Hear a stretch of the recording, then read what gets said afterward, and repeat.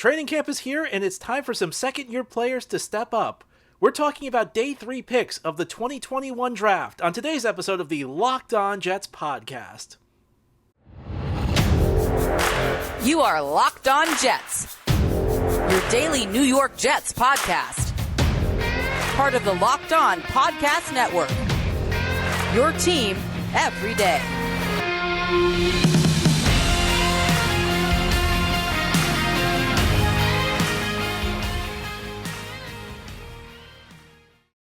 Welcome, this is the Locked On Jets podcast, part of the Locked On Podcast Network, your team every day. It's Tuesday, July 26th, 2022, and I'm your host, John B. from GangGreenNation.com. I thank you for making the show your first listen or your first watch every day. We are free and available on all platforms. A big shout out to subscribers to this podcast. And to join that group, just hit the subscribe button where podcasts are found. You'll never miss an episode. And if you're watching on YouTube, please give this episode a big thumbs up. It helps the channel out, and it helps other Jets fans find Locked On Jets. Well, it's a big day for the Jets. Veterans are reporting for training camp today. Practices will be underway a little bit later this week. Lots of headlines already from some of the comments, from some of the players reporting. And this is a big year for second-year members of the New York Jets.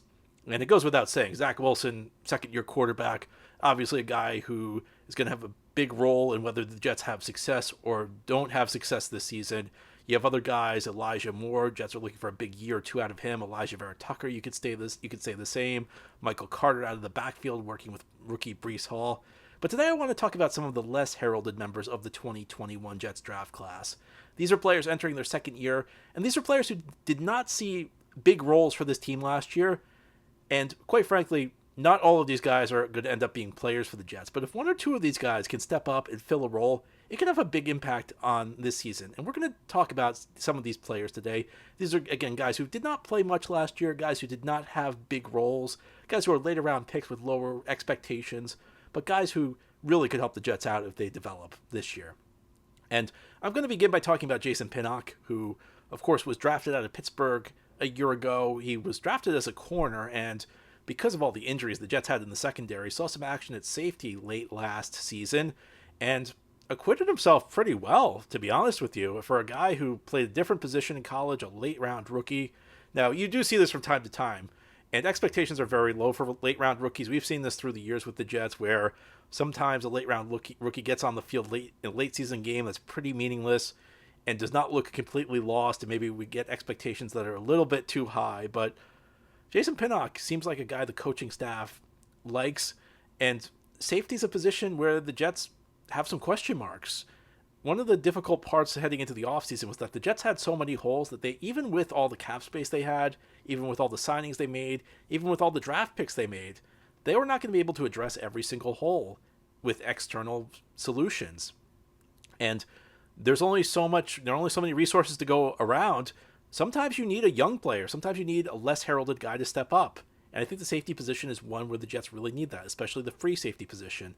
The Jets, of course, tried to sign Marcus Williams this offseason. He ended up going to Baltimore, the former Saints safety. The Jets lost Marcus May to New Orleans. The Saints essentially signed Marcus May to replace Marcus Williams, leaving a hole for the Jets at the safety position.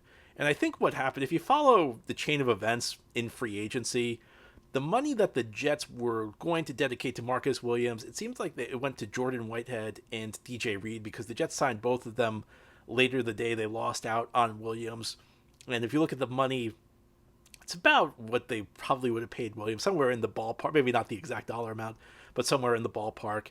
And I think the Jets kind of approached the offseason without tunnel vision. What I mean by that is I don't think that they approached the offseason saying we need to do this. I think they were just looking for the best opportunities. And once they lost out on Marcus Williams to play free safety, they turned their attention to fortifying strong safety with Jordan Whitehead and fortifying corner with DJ Reed. That still leaves a question mark at the free safety position. Now, the Jets did re-sign LaMarcus Joyner, and I've talked about him extensively in recent episodes, that it's not a bad sign. I don't think it's an awful signing because he's cheap, but there are a lot of question marks when you're talking age, when you're talking about him missing the full season last year, essentially, when you're talking about him moving back to safety, a position he's not played since earlier in his career. It's been a while since LaMarcus Joyner played the free safety position on a full-time basis. He's a guy who kind of moved around. He played a lot of slot corner in recent years.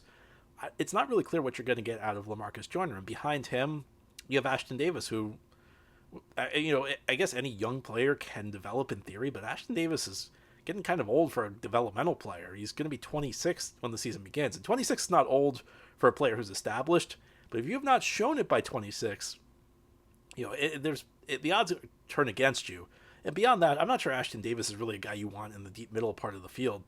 The more I look at this, the more I feel like, and I don't know that it's going to happen for Ashton Davis, but the more I feel like maybe he needs to play closer to the line of scrimmage or something like that, because it just was not working last year when he was playing in the deep middle part of the field. So can Jason Pinnock fill this role? I think every successful team needs to find guys who are late round picks who can step into starting roles in year 2 and beyond. For many players, I say this frequently, the biggest improvement you make is between year 1 and year 2, because you know the playbook now. It may be a more complex playbook than you were used to in college. You've gotten a sense of what it'll take to succeed in the NFL. You've gotten a full year under your belt. You've gone past that rookie wall. Most college players have their season end right after Thanksgiving, so that last month can be really difficult. You've had a full off season to prepare. It would really, really help the Jets out if Jason Pinnock could step into this role. And, there has been some optimism. There was a lot of buzz from the Jets during the off-season program that they liked where he was heading at the safety position. Again, this is a guy who really played corner, and, he actually was playing corner a bit last year. There were games where he had to step into a cornerback role. So it's not like the Jets converted him to safety right at the very beginning of the season last year. He kind of had to adjust to that on the fly when the Jets had all the health issues that they had, especially late last season. And to me, safety, people talk about linebacker, and I agree linebacker is a concern on defense.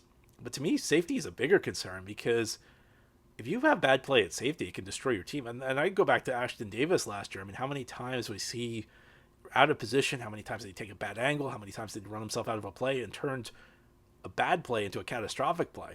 It happened an awful lot. You can't have that. I mean, that goes, it takes you back to the days of Calvin Pryor. And those issues became far less pronounced once the Jets got Marcus May. And the Jets have kind of been spoiled in recent years because they had Marcus May at the back of the defense. He was really steady. And a guy like May is somebody who frequently goes underappreciated, because when you're talking about a deep safety, unless you're talking about like a truly exceptional player, I'm talking an Ed Reed and Earl Thomas, a guy who's the best safety of the decade, best free safety in that center field role of the decade, and these are guys who are just interception machines on passes over the middle. Unless you have one of those guys, you tend not to notice it when your free safety is doing his job, because he's preventing catastrophes from happening. So he's going up and he's making tackles. He's taking away the seam or the post passes. Essentially, he's covering them so well the quarterbacks aren't even really attempting them. It's a difficult thing, and I think Marcus May probably went underappreciated. But if you go back to the year before Marcus May arrived with the Jets back in 2016, they had so many breakdowns in the back of their defense, and those almost went away immediately upon drafting Marcus May in the second round of 2017. And May also flew under the radar a bit because the Jets drafted another safety, Jamal Adams, in the first round, who was a far flashier player, a guy who made more plays, played near the line of scrimmage more frequently. Marcus May is a tough guy to replace, and I think the Jets really missed him last year. I don't think Marcus May was having a vintage Marcus May season last year, but I think the Jets really missed him, especially after he went out of the lineup when he suffered that Achilles injury. I'd be lying to you if I said I felt great about the safety position right now, even with Pinnock. I mean, I think the fact we're talking about a day 3 pick entering year 2 as a viable option kind of tells you a lot about the state of the safety position, but it's one of the things that separates the good teams from the bad teams in this league. Can you have guys who kind of come out of nowhere and deliver for you and step into positive roles and make contributions? And I'm not saying all of these guys are going to hit. I mean, the odds are none of these guys is going to hit when we're talking about these day 3 picks, but if you get one or two of them who turn into really solid contributors, it can make a difference for the Jets. And we've talked about the safety position. We've talked about the issue that is the linebacker position, as I mentioned, also kind of a problem area for the Jets. There are a couple of options there who were drafted on day 3 of the 2021 draft who could potentially step up and give this defense a boost. We'll talk about them as we continue on this Tuesday episode of Locked On Jets. Of course, a new season beginning is a very exciting time, but in real life, it can be stressful if you're living paycheck to paycheck or struggling to make ends meet, especially when unexpected expenses come up. Now Dave can help you out in a pinch when you really need it. Dave is the banking app that can help you get up to $500 instantly with extra cash. That's more money to fill your tank, buy a wedding gift, or catch up on bills. You can finally tackle those expenses that have been stressing you out without any hang-ups. There's no interest and no credit check needed. Millions of people have already downloaded the Dave app to get the financial relief they need with extra cash. So if you're in a pinch and need some extra help, download Dave and think of it as a helping hand for future you. Download the Dave app from the App Store right now, that's DAVE, and you can sign up for an extra cash account and get up to $500 instantly. For terms and conditions, go to dave.com/legal. Instant transfer fees apply. Banking provided by Evolve, member FDIC. Thank you again for making Locked On Jets your first listen or your first watch every day. We are free and available on all platforms. And today we're talking about 2021 draft picks, in particular day 3 picks who did not play a big role last year, and how they could help the Jets out this year. Now, one guy the Jets a couple of guys who did play big roles, I'm not going to talk about the two Michael Carters. Michael Carter, the running back, who was a really solid guy for the Jets out of the backfield last year, and Michael Carter II, who played slot corner for the Jets. I am going to talk about a couple of guys the Jets drafted who were college safeties and were immediately converted to the linebacker position, and those are Jamie Sherwood and Hamza Nasruddin. And I've been struck by how much criticism the Jets have received for these moves. First of all, because these guys really did not play a big role on the team last year. There was really one game where either of them had a prominent role, and that was the New England game after the bye when the Jets were missing C.J. Mosley and they put Sherwood as the Mike linebacker, and that was really kind of a silly move. But if you look at this, what the Jets are trying to do was essentially use these guys. They want their linebacker position to be faster.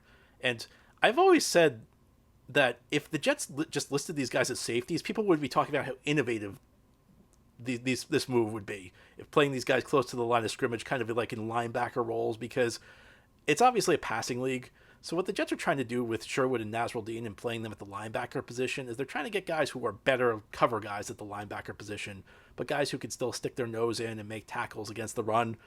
Safeties are typically better in coverage than linebackers. A bad safety in coverage is probably an above average linebacker in coverage. So the Jets are kind of trying to get away with that. But in addition to that, a safety against the run is typically better than a corner against the run. So in today's NFL, your base formation on defense is typically a nickel, where you have 5 defensive backs. And by playing Sherwood or Nasruddin, I think the Jets are trying to get the best of both worlds. They're trying to get essentially better tackling than you would get from having a corner out there, but better coverage than you get from having a linebacker out there. It's what's known as a kind of a big nickel look. But because the Jets have listed these guys as linebackers, technically it's not a big nickel look. Technically it's just a 4-3. And people are going crazy because these guys are listed as linebackers instead of really focusing on what they could bring to the table. And that's exactly what they could bring to the table. In a 4-3 with 3 linebackers, you might be vulnerable in coverage, but replacing a linebacker with a safety makes you better in coverage than you would be with a linebacker. On the other hand, a regular nickel look where you have 4 defensive linemen, 2 linebackers, 3 corners, and 2 safeties, well, you might be vulnerable against the run, especially inside with that corner replacing a linebacker. If you have a safety, though, instead of a corner, you're going to be better against the run. Now, how well will it work? It's not entirely clear. Sherwood, in particular, I think, he's not a guy who really profiles as a safety if you look at his athletic testing. I mean, this is a guy who probably was going to have to move to the linebacker position in a defense like this if he was going to make it as a pro. Nasruddin was kind of a fascinating story. He was injured a lot last year. If you go back to his tenure at Florida State, there was a lot of belief that he was on track to be an early round pick before he suffered a pretty major knee injury. And Jets ended up getting him last year. They seemed very excited. They thought he was going to make an impact right away. They gave him a lot of playing time early. And, he was another guy who dealt with injuries. So as much criticism as these guys got last year, they were injured a lot. They did not play that big of a role aside from that New England game. And I encourage people to think less of them as linebackers because, and more as kind of like safeties in a big nickel package, because for what the Jets are doing in today's NFL, a guy who's a box safety is not that different from the linebacker role these guys are playing. They're playing close to the line of scrimmage. They'll take running backs and tight ends one-on-one in coverage. They'll play against the run. They'll have short zones when they play zone coverage. It's not that different. Safety and linebacker in today's NFL, I'm not going to say they're completely interchangeable, but there's not as big of a difference as people make them out to be. When people complain that the Jets took these safeties and turned them into linebackers, it's almost like they're making it out that you're switching from like left guard to corner or something like that. It's not that big of a change. And you can end up, if you do this correctly, you can end up kind of getting the best of all worlds. Now, of course, the Jets will play plenty of straight 4-3. They'll play plenty of straight nickel. But essentially what they're trying to do with these guys, and if they can step up, it would be a big boost, is get the best of both worlds.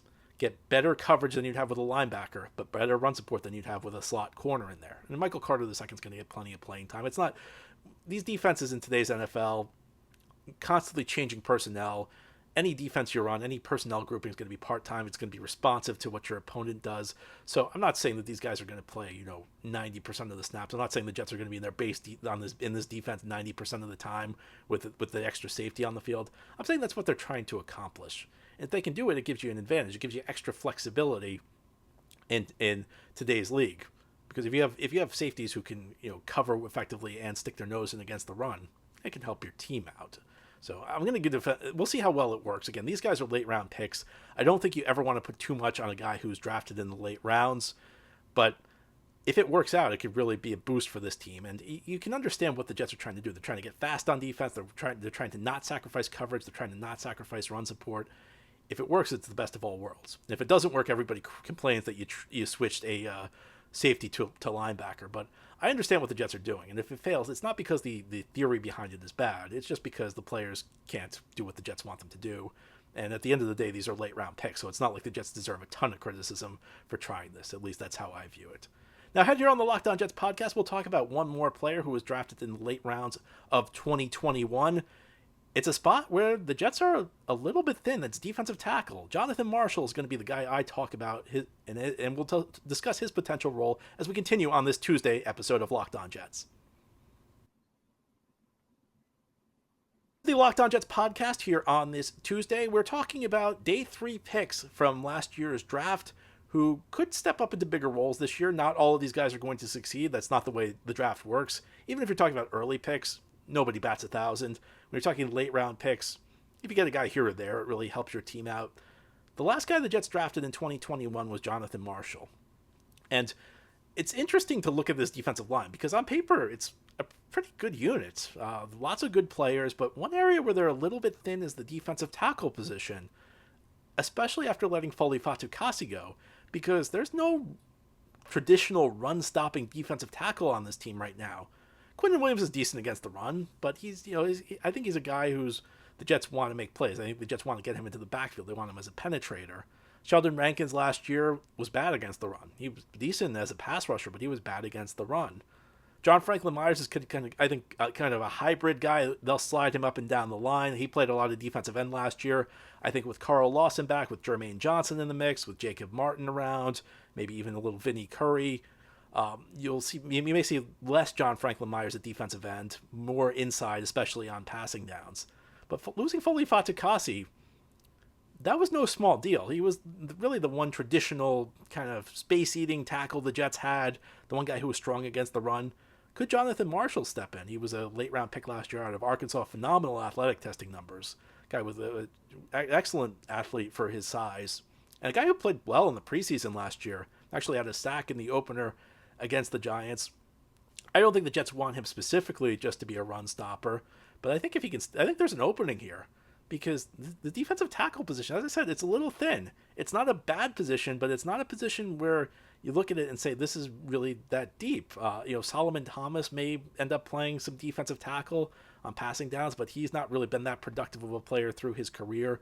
There's been some buzz that maybe Michael Clemens, the 4th round pick, could see some time at defensive tackle, but he's a little undersized, so maybe that's a situation where you'll see him on passing downs. There's nobody who really profiles as somebody who's going to step in on early downs and take charge. So this leaves an opening for Jonathan Marshall. Now, can he succeed?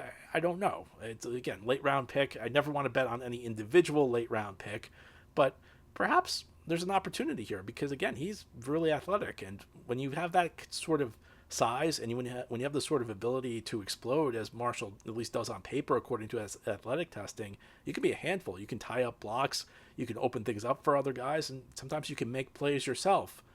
So I'm not saying that all of the, again, I want to emphasize, the odds of any of these players individually working out is small. And I'm not saying that the Jets need all of these guys to go out there and be great this year. They don't. They don't. That's not how the draft works. The draft is not about batting 500. It's not about batting 750. It's a much lower percentage of picks you need to hit on to be successful. But if one or two of these guys can step up, then the Jets are going to be a much better team this year. And it's going to boost this defense. It's going to help this team. Because in a league where you have a finite number of premium resources, where you only get one first-round pick, one second-round pick, one third-round pick, when you only have so much cap space, you need guys to surprise you. You need guys who are low-dollar players, guys on cheap rookie deals who aren't making a ton of money because they're day 3 picks, to step up and lock down some of these roles. And if the Jets can get that, it's going to really help this rebuild. And it's one of the reasons the Jets have been so bad is they have not gotten these contributions that they've needed. So, and this is one of the tests of a front office. Can Joe Douglas not only find guys at the top of the draft, but can he find the guys who can contribute, who can take the defense to the next level on day 3? It's something we'll find out. But that's all for today's episode. This has been the Locked On Jets podcast, part of the Locked On Podcast Network, your team every day. If you enjoy the show, hit that subscribe button. You'll never miss an episode. If you're listening on a podcast source, please give it a 5-star review. If you're watching on YouTube, please big thumbs up. Helps the channel out. Have a great Tuesday, everybody. We'll be back tomorrow to talk more Jets.